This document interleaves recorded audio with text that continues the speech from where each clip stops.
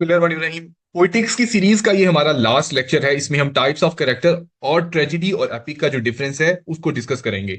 याद रहे कि अरिस्टोटल ने पोइटिक्स के अंदर बहुत सारी जगहों पर मुख्तलिफ चैप्टर्स में चीजों को अरेंजमेंट के सिलसिले में गुफ्तगू नहीं की, यानी अरेंजमेंट के मुताबिक नहीं की। कहीं पे एपिक का जिक्र करते अचानक से ट्रेजेडी का जिक्र आ जाएगा, और ट्रेजेडी के बाद फिर से डिक्शन का जिक्र आ जाएगा, और डिक्शन का जिक्र करने के बाद कुछ मिसालें होंगी, और उसके बाद फिर से वो ट्रेजेडी की तरफ वापस आएंगे। तो इस तरीके से इन चीजों को अरेंजमेंट के जरिए प्रेजेंट नहीं किया गया, लेकिन इन लेक्चर्स में मैंने ये कोशिश की है कि चीजों को सेपरेटली चैप्टर वाइज या टॉपिक के हवाले से डिस्कस किया जाए। तो आज के जो हमारा फाइनल वीडियो है, इससे पहले हम 12 के करीब वीडियो अपलोड कर चुके हैं। इसमें हम ट्रेजेडी और एपिक का डिफरेंस और टाइप्स ऑफ कैरेक्टर का जो है उनको देखेंगे। ट्रेजेडी और एपिक में क्या डिफरेंस है? जैसा कि नाम से ही जाहिर है कि ट्रेजिडी में ट्रेजिक इवेंट होंगे, लेकिन अब ये नहीं लाजमी कि एपिक में ट्रेजिक इवेंट नहीं होंगे, तो एपिक में भी हो सकते हैं। नैरेटिव स्ट्रक्चर क्या होता है? एक सिंगुलर प्लॉट को फोकस कर रहे होते हैं। अब इसको आपने जब देखना है तो इडिपस रेक्स आपने फोकस करना है।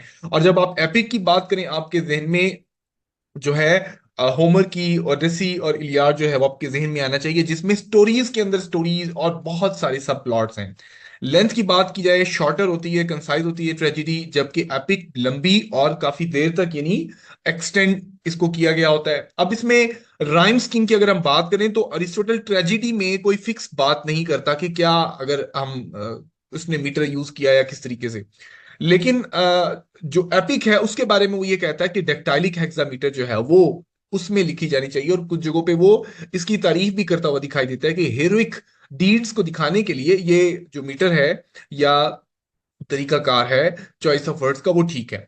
मैग्नीट्यूड यानी एक्सपीरियंस कितना शदीद, स्टोरी के जो एलिमेंट्स हैं वो कितने बड़े होने चाहिए, जबकि एपिक में वो ग्रैंड स्केल पर डाइवर्स तरह के होते हैं। यूनिटी ऑफ स्ट्रेंथ, प्लॉट और टाइम हमें नजर आता है ट्रेजिडी के अंदर, जबकि एपिक के अंदर बहुत चैलेंजिंग है कि ये चीजें तमाम नजर आ रही हो या हमें।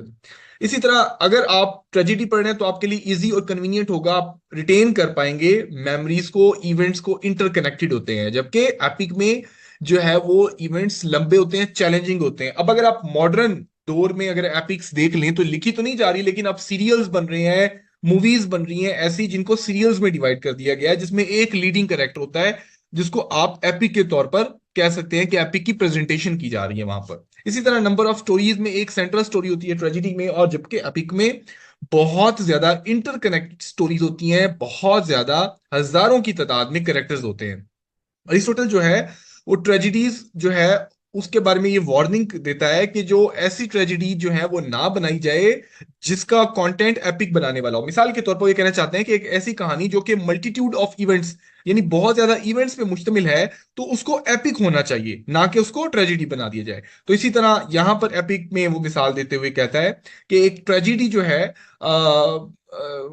इलियाड की मिसाल देते हुए कहता है कि ये अनसुटेबल है इलियाड, क्योंकि उसकी जो लेंथ है, मैग्नीट्यूड है, वो इतना ज्यादा है कि वो ट्रेजिडी के लिए बिफिटिंग नहीं है। इसलिए उन्होंने उसकी लेंथ के हवाले से भी डिवाइड कर दिया। अब कैरेक्टर्स की अगर हम बात करें तो चार तरह की डिवीजन है अरिस्टोटल के मुताबिक। पहला है गुडनेस, जिसकी वो एक्लीस की मिसाल देता है। एक्लीस ने अगरचा हेक्टर का मर्डर किया, लेकिन उसको जो पोर्ट्रे किया गया है वो अच्छा किया गया है। तो ऐसी स्पीच या एक्शन जो कैरेक्टर रिवील करे अपने बारे में, अपनी लाइफ की जो चॉइसेस हैं वो आपको उसके बारे में नजर आ रही हो, तो आपको अंदाजा होना चाहिए कि वो जो कैरेक्टर है वो नोबल है, उसको गुडनेस पोर्ट्रे की जा रही है, और वो अच्छा यानी मॉरल कैरेक्टर जो है वो रखता है। ठीक है। तो इसके बाद है अप्रोप्रिएटनेस। अप्रोप्रिएटनेस से मुराद ये है कि क्या चीज मौजू है, क्या चीज नहीं मौजू। पुराने दौर में लोगों का ये ख्याल था कि खवातीन को बहादुर नहीं होना चाहिए या खवातीन बहादुर नहीं होनी चाहिए, तो खवातीन के बारे में अरिस्टोटल ये लफ्ज लिखता है कि करेजियस एंड क्लेवर, कि खवातीन को चालाक या बहादुर दिखाना अप्रोप्रिएट नहीं है। अब अरिस्टोटल के असूल हैं, लाजमी नहीं कि आप इनको आजकल की कहानियों पे भी अप्लाई करें। तो अरिस्टोटल के मुताबिक टाइप ऑफ कैरेक्टर में अप्रोप्रिएटनेस है कि character must be appropriate according to his gender, कि भी जो जेंडर है उसके मुताबिक वो लगा नजर भी आ रहा हो उसके मुताबिक। इसी तरह लाइकनेस है। लाइकनेस से मुराद यह है कि अप्रोप्रिएटनेस ऑफ इमिटेशन, यानी बिल्कुल जो इमिटेशन उसने करनी है उसके मुताबिक जो है वो एक्ट करे। इसकी मिसाल यूं दे लें कि एक ऐसा करेक्टर है जो कि कंसिस्टेंटली इनकंसिस्टेंट है, या आप कह सकते हैं उसको आप कह सकते हैं कि जिसकी जो आदात हैं, जो उसकी करेक्टर्स हैं वो बड़े ही अजीबो-गरीब किस्म के हैं, लेकिन जिस तरीके से वो स्टोरी का रोल निभा रहा है वो बिल्कुल हकीकत के करीब तर है।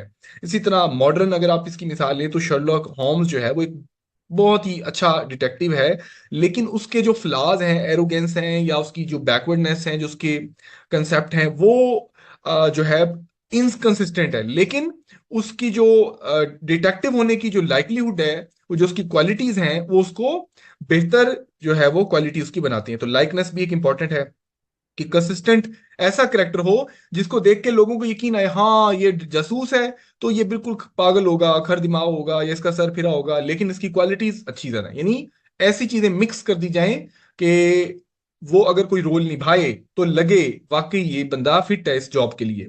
इसी तरह चौथे में कंसिस्टेंसी या कंसिस्टेंटली इनकंसिस्टेंट, या आप कह सकते हैं, उसके मुतालिक है। अगर करेक्टर्स बार बार कोई गलती कर रहा है, उसके एक्शन मुनासिब नहीं है, तो ये भी एक सबूत है कि करेक्टर जो है वो ठीक है।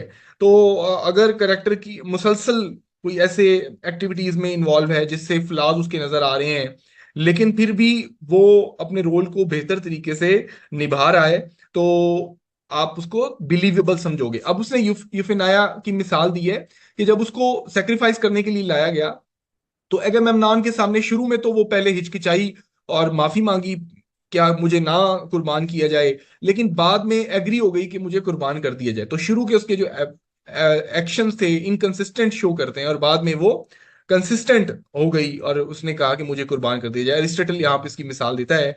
और एक अगर आप उसको मॉडर्न की मिसाल देना चाहें इस जगह पे कि एक्टर्स जो है वो इनकंसिस्टेंट रहे अपनी एक्टिविटी में, बट स्टिल उसके ऊपर बिलीव किया जा सके, बिलीवेबल हो उसके एक्शन। हैमलेट की मिसाल ले लें कि मुसलसल इनडिसाइसिव रहता है और बार बार फैसला करता है कि वो सुसाइड करेगा, जिससे लोगों को जो उसके एक्शंस हैं वो बिलीवेबल लगते हैं।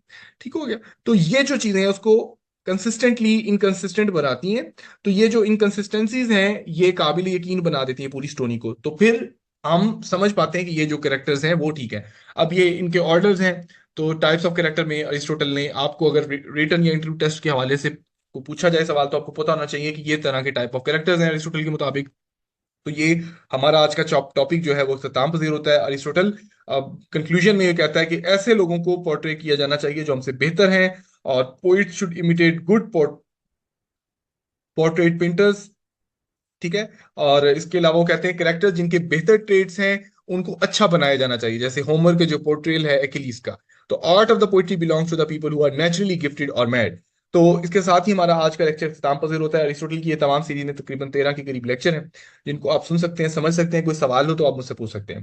पंजाब पब्लिक सर्विस कमीशन या किसी भी कमीशन के इम्तिहान की तैयारी के हवाले से रिटर्न या इंटरव्यू टेस्ट के लिए आप एनाटॉमी ऑफ लिटरेचर को ज्वाइन भी कर सकते हैं। शुक्रिया, थैंक यू वेरी मच।